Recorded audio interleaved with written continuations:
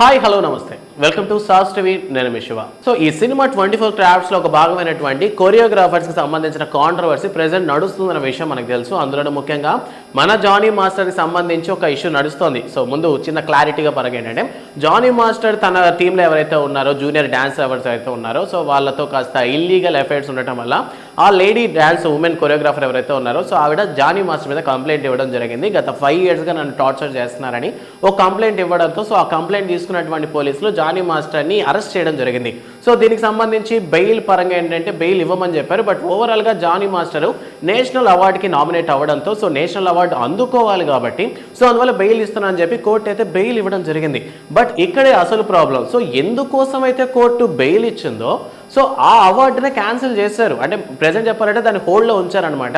So Johnny మాస్టర్కి రావాల్సినటువంటి ఈ నేషనల్ అవార్డు ఏదైతే ఉందో సో వాటిని హోల్డ్లో పెట్టినట్టు కొంతమంది అయితే రద్దు చేసినట్టయితే వార్తలు అయితే వస్తున్నాయి. దీనికి సంబంధించి సినీ ఇండస్ట్రీలో ఉన్నటువంటి కొంతమంది ప్రముఖులు ఎవరైతే ఉన్నారో వాళ్ళు కూడా మాట్లాడడం జరిగింది. సో అందులో ముఖ్యంగా కొరియోగ్రాఫర్లో ఒకరైనటువంటి ఆటా సందీప్ గురించి మనకు తెలుసు. సో రీసెంట్గానే ఆయన ఒక వీడియో రిలీజ్ చేశారు.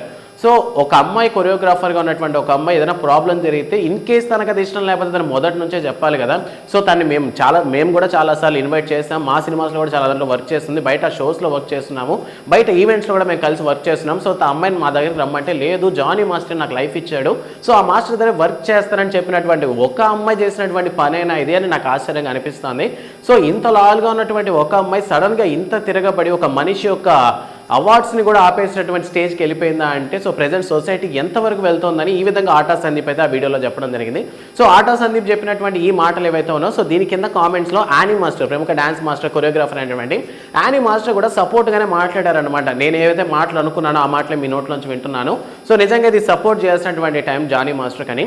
సో ఆటా సందీప్తో పాటు మరికొంతమంది సెలబ్రిటీస్ బండి సరోజ్ కుమార్ లాంటి వాళ్ళు కూడా ట్వీట్ చేయడం జరిగిందనమాట. మీరు ఇచ్చేటటువంటిది పద్మశ్రీనో లేదా ఇంకే అవార్డో కాదు, సో దాన్ని మీరు హోల్డ్ చేశారంటే ఓవరాల్గా అయితే సారీ చెప్పుకోవాల్సిన కొరియోగ్రాఫర్కి ఇటువంటి టైంలో. ఎందుకంటే ఎవరికైనా ఒక అవార్డు ఇస్తున్నారంటే వాళ్ళ టాలెంట్ మీద డిపెండ్ అయ్యి అవార్డు ఇస్తారు. సో అది మన పర్సనల్ ఇష్యూ మీద తీసుకొచ్చి అవార్డును ఆపేయడం అనేది కరెక్ట్ కాదని చెప్తున్నారు. అండ్ అంతేకాకుండా వీళ్ళు చేసినటువంటి ట్వీట్స్ ఏవైతే ఉన్నాయో సో వీటికి పాజిటివ్ రిప్లైస్ అయితే వస్తున్నాయి. సో అందులోనూ ఆటా సందీప్ చెప్పినటువంటి విషయాలు ఏంటంటే కొంతమంది ఆడపిల్లలు ఎవరైతే ఉన్నారో సో వీళ్ళు కొందరైతే మాత్రం వాళ్ళు ఉన్నంతకాలం బాగానే ఎంజాయ్ చేసేసి బతికినంతకాలం బాగానే సర్దుమణిగిపోయి సో ఎప్పుడైతే ప్రాబ్లం వస్తుందో అప్పుడు ఇలా తిరగబడుతున్నారు. సో ఆడపిల్లలు కంప్లైంట్ చేస్తే వాళ్ళకి కొన్ని కంఫర్ట్స్ రావడం వల్ల చట్టాల్లో కూడా వాళ్ళకి కొన్ని ఫెసిలిటీస్ ఉండటం వల్లనే ఈ విధంగా చేస్తున్నారు కొందరు అమ్మాయిలు అని చెప్పి.